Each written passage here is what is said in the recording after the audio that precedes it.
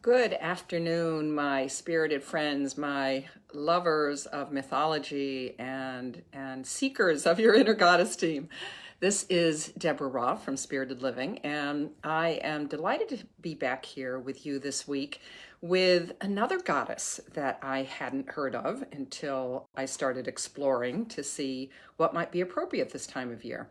So we gather here almost every week. I'm cutting back a little bit, not much, to really explore the divine feminine as she manifests through all these goddess archetypes from around the world.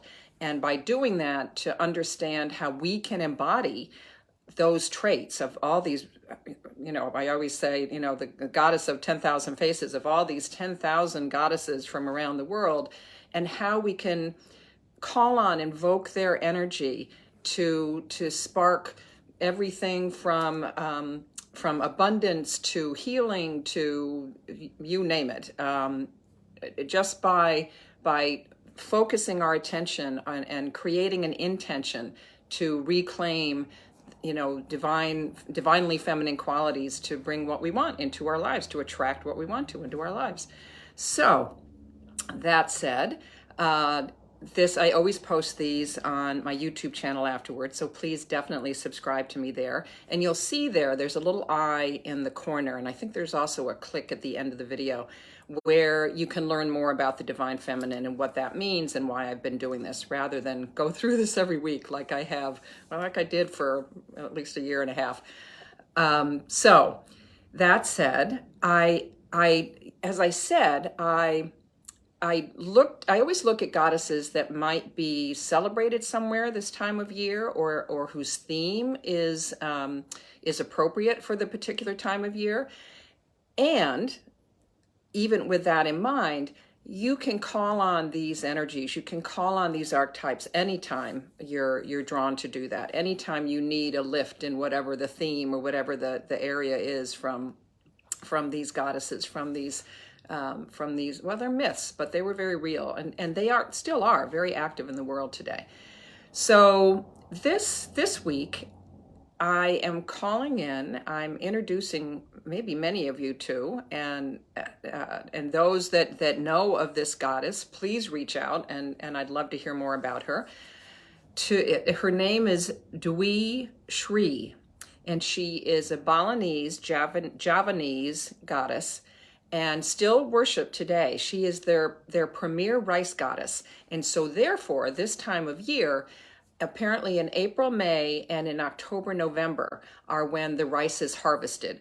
And they actually place statues of her, effigies of her in the rice fields to call on her to bring them abundance in their rice harvest.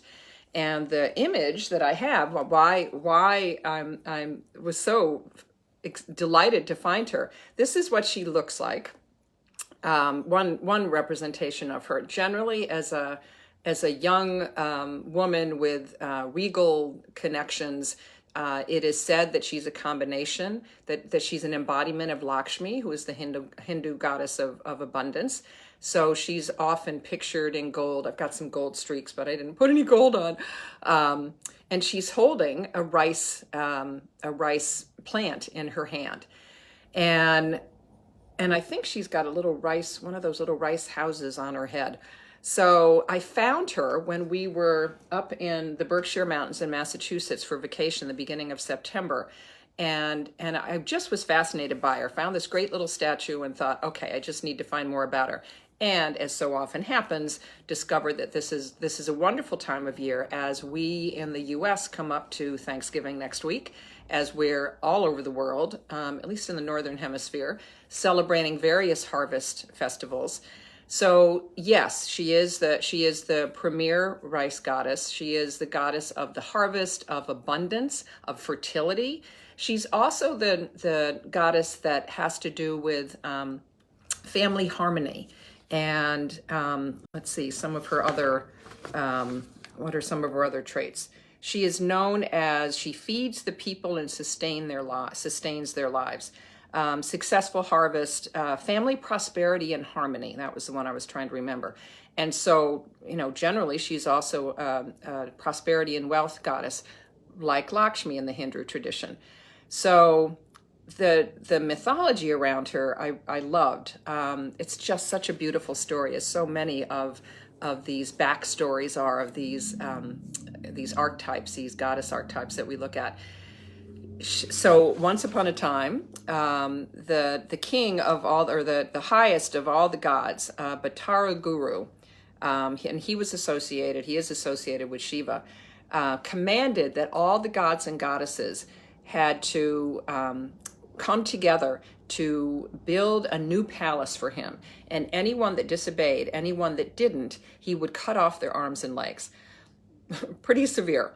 And the world serpent goddess, Antabara, I think is his name, Antabaga, he's a serpent, was very upset and anxious to hear this because he had no arms and legs. He couldn't even imagine how he was going to be able to participate. So, but then again, losing his arms and legs wouldn't have meant a whole thing, but he probably would have been killed. So he was very upset and cried, and three of his tears ended up on the ground, and they turned into these three beautiful shining eggs that looked like pearls or jewels. And he gathered them up and talked to the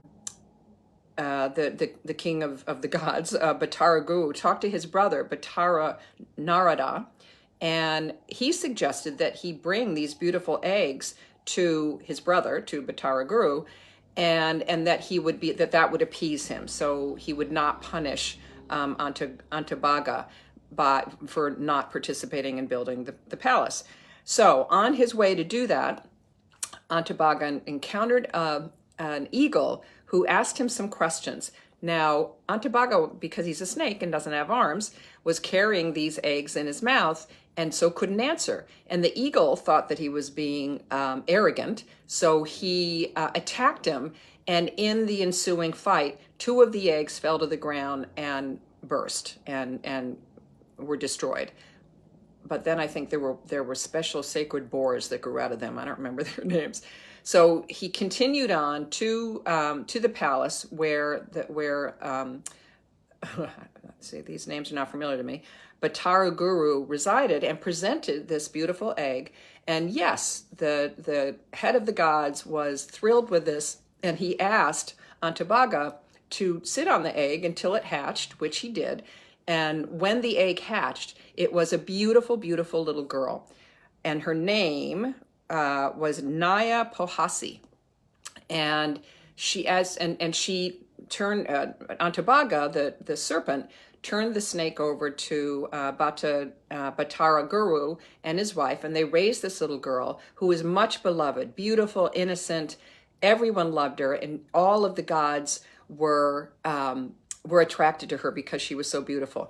And they also noticed that her adopted father, Batara Guru, was also attracted to her. And to avoid any scandal, they decided that they needed to kill her. And so they poisoned her, and they hid her body under, they buried it in the earth. And this is where it gets quite beautiful and extraordinary. But because of that, because she was such an innocent, beautiful, beloved woman, this miraculous event happened, and that's that where she grew, where she was buried, all different plants to serve mankind grew from her. And I'll read you some of these. From her head grew the coconut.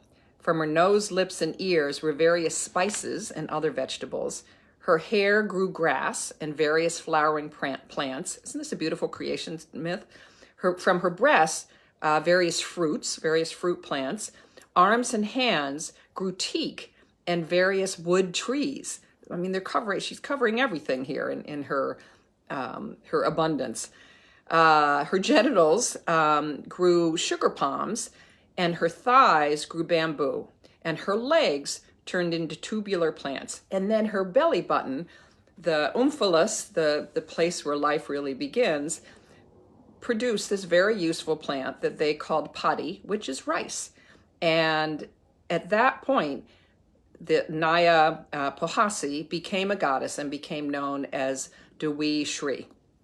So to this day, she is honored a day a month in many of these countries, many of these Polynesian countries that, in the arpeggio that's down, arpeggio, however you say that word, that's down in that part of the world. And she is someone, and I'd love to hear people that, if you've heard of her, please let me know more of her story. I'd love to hear it. And she is, one of the ways to honor her, to invoke her, is to be able to, recognizing how important all of those gifts were, especially rice. She's associated with rice, even though her different body parts produced different invaluable plants for humankind, that one of the ways that you can invoke her, that you can honor her, is to encourage your children or children that you love to clean their plates, to eat all their food, to eat basically food equals rice, and to also honor farmers, honor the chain of people, particularly the farmers who grow the food that you eat on the table. So just saying a beautiful new grace and maybe invoking Dewi Sri when you do that. And any way that you want to celebrate family harmony. Remember, that's another one of her gifts. Any way that you want to invoke prosperity and abundance. Remember, she's connected to Lakshmi. So I thought the chant that I would sing for you, and I don't know that I've done it here, which is kind of interesting, is one that is to the four elements. Well, no, it's actually, it is. It is to the four elements. But it's which we need for anything to grow, including ourselves. And it's one of my favorite gratitude prayers, and which also seems appropriate since Thanksgiving is just next week when I'm doing this. And this is one of my favorite ones to sing all year round. And a way that you can, yet another way that you can honor Dewi Sri. So I will close with this chant. And remember, you can tap into her energy all year round, whenever you want. And it goes like this. Thank you, Mother Earth. Thank you, Sister Water. Thank you for my birth. Thank you from your daughter. Thank you, Brother Sky. Thank you, air in motion. Thank you, everyone. Earth, sun, air, and ocean. Now, if you're a guy singing it, you can do the thank you from your sons and daughters. I'll sing it one more time for you just because I love it. It's very jazzy. If you're doing it with a group, it's fun to get rattles and drums and things going. A lot of the chants I share with you have that cool little addition. Let me take it up a teeny bit. Thank you, Mother Earth. Thank you, Sister Water. Thank you for my birth. Thank you from your daughter. Thank you, Brother Sky. Thank you, air in motion. Thank you, everyone. Earth, sun, air, and ocean. So if that doesn't stick in your brain, hopefully it will. Wonderful one to teach people for Thanksgiving. A wonderful one to thank Dewi as the personification of a major food goddess, food equaling rice, being the biggest staple in the eastern part of the world.